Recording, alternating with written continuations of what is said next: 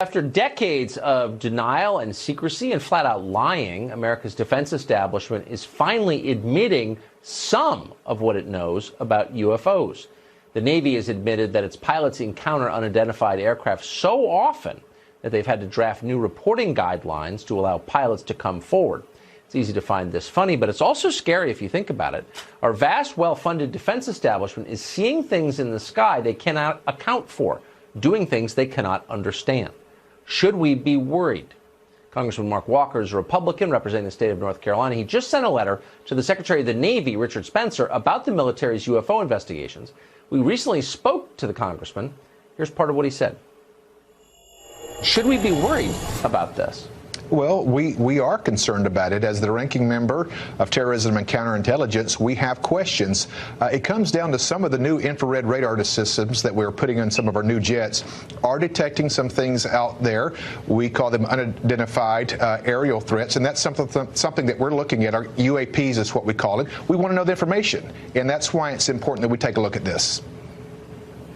So this has been going on an awfully long time. There's a lot of data the government has stored about this. Most of it, I think, is still classified.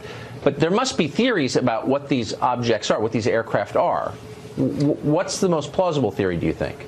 Well, what we don't know for sure. Obviously, what we do know is the question that we're wanting to get to is this something that's a defense mechanism from another country? We do know that China is looking at hypersonic missiles. That's 25,000 kilometers, or to break it down into our language, that's getting from D.C., where I'm at, to L.A. in about 9 minutes. We don't know that the nuclear warheads can be attached to those. Is it something like that, or is it something more? We don't know, but I feel like it's something that we must take a look at, and that's why we've written Secretary Spencer of the Navy. Is there any indication that you're aware of that these sightings are foreign aircraft, Russian or Chinese aircraft?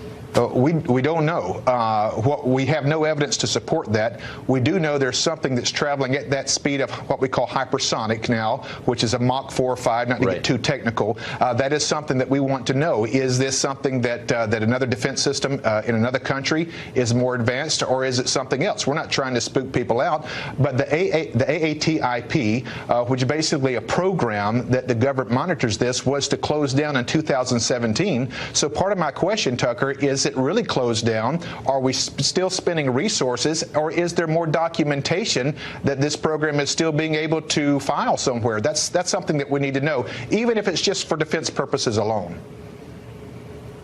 We spoke to a government employee who has worked on this issue, who said that the U.S. government has wreckage from one of these aircraft. Do you know anything about that?